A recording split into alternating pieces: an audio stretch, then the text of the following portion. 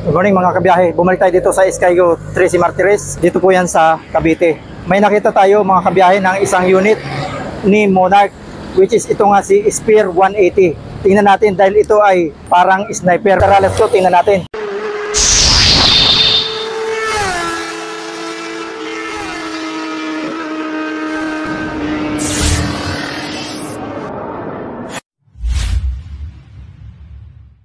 Ito mga kabiyahe, ang sinasabi ko sa inyong si Spear ng Monarch. So dito po ito makikita sa Skygo Tracy Martires, Cavite. So ipapakita muna natin ang appearance ni Spear ng Monarch. At ito nga po pala ay 180cc mga kabiyahe ha. So dito tayo, ikutan natin ang ating unit. Ayan, kulay gold ang kanyang wheel mag. At ang kulay po niya ay glossy black. Napaka-brusko ng kanyang likurang gulong dahil napakalaki, mataba. Pati yung kanyang fender, mapapansin niyo na napaka-premium. At yung kanyang exhaust, ayan, balikan natin ang ating exhaust, focus. Nakabend po yan ng pataas, hindi po nakayuko pababa. So napakaganda ng pagkakayari ni Monarch dito kay Spear 180. Ayan. At napakalapad din ng kanyang rotor disc brake sa unahan. Dito mga kabiyahe, sa kanyang headlight, makikita nyo na napakasungit ng itsura niya. May pagka big bike ang dating. Parang yung C-series ng Kawasaki. Ganon yung pagkakashape ng mata niya. Oh. Kung mapapansin nyo mga kabiyahe, talagang napakabrusko. At ito nga pala ay naka-liquid cooled na. Ayan. At ang makikita lang natin ditong decals ay ito lang pong gold na glossy. At meron po siya ditong silver na plastic din yan mga kabiyahe, hard plastic. At ang kulay nga po nito ay glossy black. At meron tayo ditong makikita ang naka-emblem na yung logo ng Monarch. At dito sa baba, ayan yung Spear 180 at kulay gold ang linagay nilang kulay na decals. At doon sa may likuran, ito lang. So, malinis na malinis, wala masyadong decals. Ito naman yung kanyang fender mga kabiyahe. Naka-dolphin type at glossy black. At yung appearance ng kanyang telescopic fork, mataba rin yan. At yung appearance ng kanyang wheel mag, ayan. At ang sukat ng kanyang gulong, 90 by 80 by 17. At naka-tubeless na yan mga kabiyahe. Dito naman sa kabila, lapad yung kanyang disc rotor na ikinabit dito. At naka-single piston caliper tayo dito sa kanyang preno. At pagdating naman dito sa kanyang pairings, ayan, dito naka-built in yung kanyang turn signal. So malinis na malinis, walang nakalawit. At kung mapapansin niyo mga kabiyahe, nakatago na yung kanyang engine. Ito ay may cover na yung kanyang engine mga kabiyahe, naka-bell pa na siya. Oh. So malinis na malinis, hindi kita yung kanyang engine. At dito sa loob yung kanyang radiator, dahil ito nga po ay ginagamitan na ng liquid cool. Ayan, 180cc, talagang palaban ito mga kabiyahe. Ito yung kanyang engine.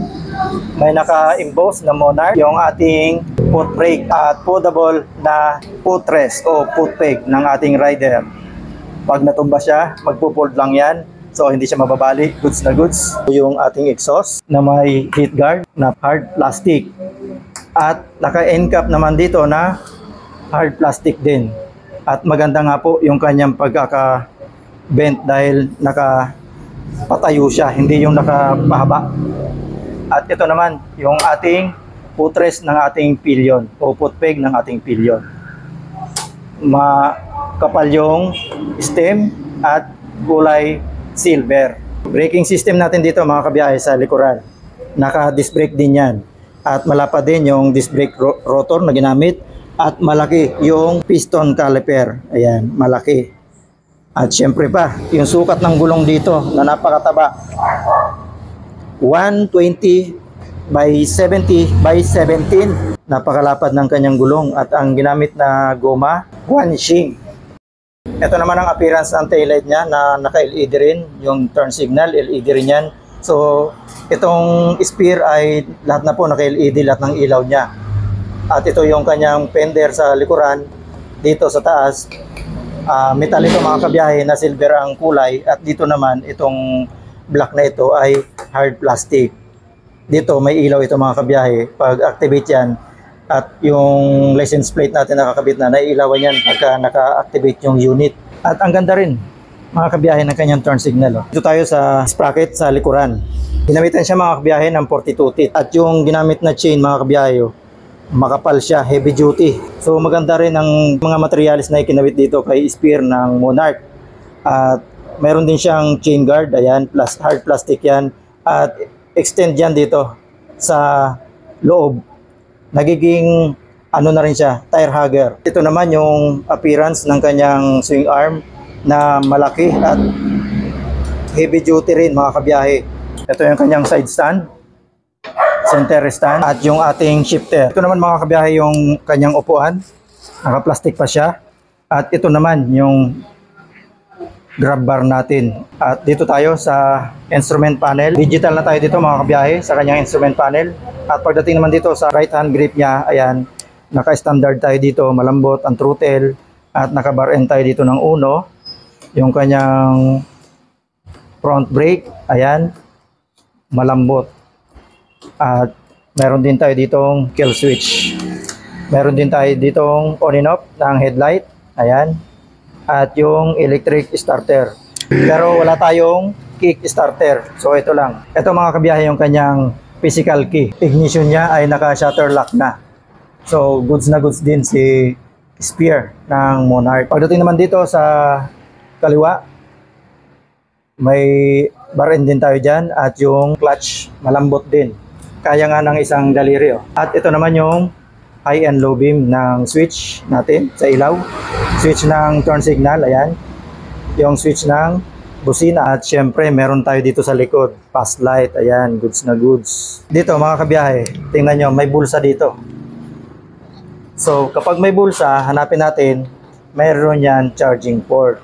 So ayan, dito sa taas, meron siyang nakatagong USB charging port. Ayan. So goods na goods, dahil yung mga naglalabasan nga, yung mga units, mga kabiyahe, ay ini-install na ng mga charging port, dahil pagka wala, gumagastos pa tayo para magpa-install ng mga ganyang charging port na yan para sa ating mga gadget. Dahil kapag tayo ay nagdi-deliver o gagamitin natin ito sa ating negosyo, kailangan natin gumamit ng mga kung ano-anong apps. So maluloba tayo. Kaya naman, goods na goods ang unit na ito, dahil may po-provide niya yung gusto mong serbisyo. Puntahan naman natin, mga kabiyahe, yung presyo ni Spear 180 Fi. Ayan. May SRP ito, mga kabiyahe, na 110,000. Ayan.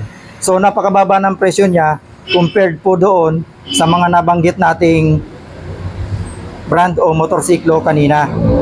At nagbibigay din ito, mga kabiyahe, ng installment. Kung kukunin natin ng installment, mga kabiyahe, magda-down tayo dito ng napakababa. 5,000 pesos po lamang. So sa isang taon, mga kabiyahe, magma-monthly tayo dito ng 11,189 pesos. At sa 2 taon naman, 6,793 pesos na lang. At sa 3 taon, 5,250 pesos na lang po ang ating monthly dito sa unit na ito. At kung tayo po ay updated sa pagbayad, tayo po ay magkakaroon ng rebate na 200 pesos. Ayan. Ito, mga kabiyahe, ang reference ninyo. Ang height natin ay 5'6". Ito ang position natin dito. Hindi pa tayo masyadong tipto, abot na abot natin ito. Kahit mga 5'3", 5'2", mga kabiyahe, kayang-kaya itong unit na ito, dahil ayan, hindi siya masyadong mataas. At ito naman yung bounce ng kanyang suspension. Ang ganda ng laro. At yung turn radius niya, ayan, maganda i-maneuver. So yun, mga kabiyahe, yun ang review natin dito kay Spear ng Monarch. Kung nagustuhan nyo itong unit na ito, dito nga po kayo pumunta sa Skygo Tracy Martires, at dito nyo po ito makikita. At yun po yung mga nabanggit natin sa presyo nito. So maraming salamat po sa lahat ng sumusuporta sa ating channel. At shoutout na rin po sa buong staff dito sa Skygo Tracy Martires.